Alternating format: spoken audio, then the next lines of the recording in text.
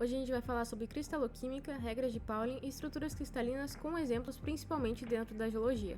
Então fica aí e já se inscreve para mais vídeos como esse. Para a gente entender essas estruturas, a gente tem que saber que a estrutura de um cristal é a manifestação macroscópica das suas características físicas e químicas, e que os átomos e os íons que compõem essa estrutura do mineral são sempre ordenados e formam diferentes estruturas, tá?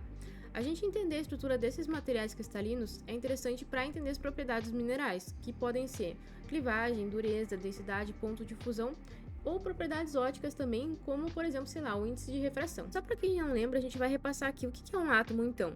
Ele é a junção de prótons, nêutrons e elétrons, onde o elétron está nessa camada mais de fora, e um íon é um átomo que ganhou ou perdeu elétrons.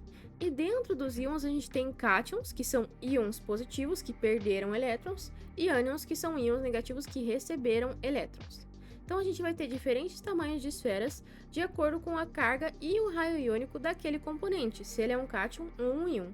Então eu vou deixar aqui uma comparação entre o tamanho dos raios dos elementos e dos raios de um cátion e de um ânion. Há exemplos de um cátion como o Na+, que perdeu elétrons, e um ânion, Cl- que recebeu elétrons, para vocês verem como o tamanho do raio pode variar. Então a gente tem diferentes formatos de minerais de acordo com os arranjos e variações nesses íons, tá? Geralmente os ânions, que eram os íons negativos que receberam elétrons, formam um empacotamento mais fechado que preenche mais espaço, enquanto os cátions, que têm menores raios iônicos e tamanho, preenchem os espaços vazios nesses arranjos. E assim surgiram questões como quais cátions poderiam caber nesses espaços que sobram. Então, Linus Pauling tratou dessas questões e compreendeu que uma estrutura cristalina estável resulta de regras básicas. E essas regras foram apresentadas em 29 e são conhecidas como as regras de Pauling. A gente pode ficar confuso quando a gente vê essas regras a primeira vez, mas no final eu vou passar um resumo e vocês vão ver que é muito fácil entender, tá? São 5 regras: o princípio da coordenação, o princípio da valência eletrostática, do compartilhamento de elementos poliédricos e o princípio da parcimônia. O primeiro princípio diz que um poliedro de ânions forma-se em torno de cada cátion. Então é o que a gente tinha visto. Os ânions tendem a fazer esse empacotamento mais fechado, enquanto os cátions vêm e preenchem os espaços vazios. A distância cátion-ânion é dada pela soma dos raios, enquanto o número de coordenação, que vem de que o íon coordena os seus vizinhos mais próximos, é determinado pela razão entre os raios. Então a relação dos raios vai ser raio do cátion sobre raio do ânion.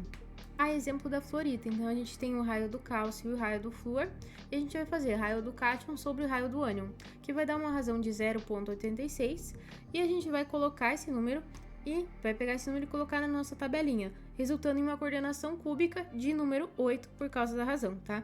Os poliedros regulares apresentam números de coordenação descritos nessa tabela, mas a gente também tem outros números de coordenação, tipo 5, 9, que são estruturas mais complexas e daí não estão nessa tabelinha. Vocês podem pegar a tabelinha no link que eu vou deixar aqui embaixo. O segundo princípio é o princípio da valência eletrostática, e ele diz que em uma estrutura cristalina estável, a força total das ligações iônicas que alcançam o ânion a partir de todos os cátions vizinhos é igual à carga do ânion. Essa regra ela expressa a força da ligação iônica, sendo definida como a carga de valência de íon Z divididas pelo seu número de coordenação. Então ali a gente tem um exemplo com um número de coordenação igual a 6 e valência eletrostática de 1 sobre 6, o que significa que 6 vizinhos Cl- neutralizam a carga de 1 Na+.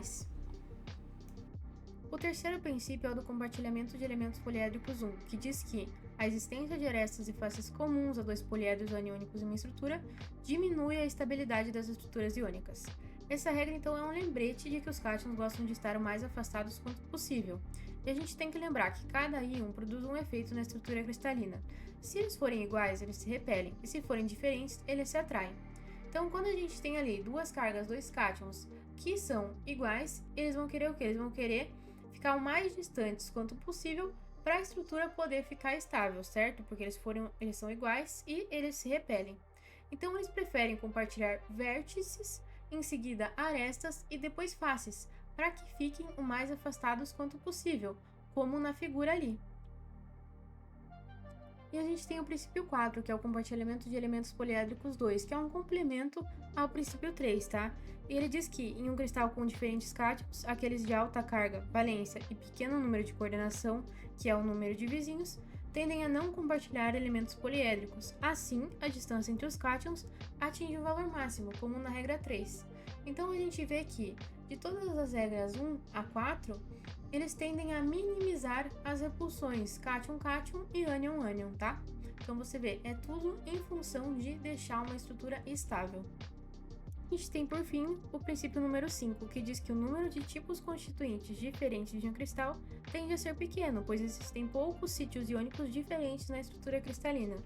Assim, as estruturas complexas podem apresentar diferentes íons ocupando uma mesma posição estrutural, o sítio cristalino, e esses íons são considerados como um único constituinte, gerando a chamada solução sólida. Então, é o exemplo do grupo dos feldspatos, que a gente tem diferentes elementos ocupando o mesmo sítio cristalino. Então você imagina que é uma estrutura que tem ali uma vacância e diferentes elementos podem vir e ocupar essa vacância, gerando ali a solução sólida. É por isso que no grupo dos feldspatos a gente tem aquela variação de composição. E a gente tem dois termos muito usados na geologia que têm relação com essas regras, tá? Então, quando minerais apresentam o mesmo tipo de estrutura, eles são chamados de isoestruturais ou isotípicos, que é o caso da uraninita e da fluorita, por exemplo, elas têm a mesma estrutura.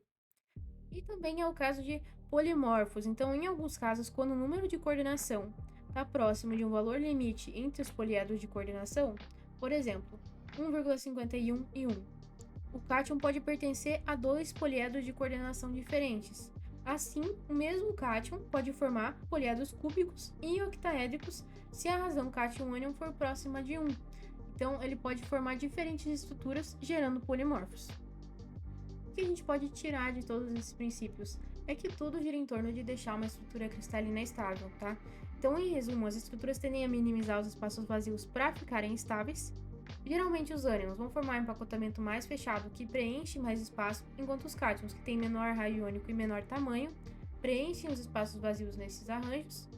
E o número de coordenação é o raio do cátion sobre o raio do ânion, que é a valência eletrostática é a carga do íon sobre o número de coordenação. E por fim, que os cátions gostam de estar o mais afastado possível. Então você vai lembrar de todas essas regrinhas para deixar uma estrutura estável. No fim das contas, os princípios são bem simples. E é isso, curtam aí e se inscrevam no canal.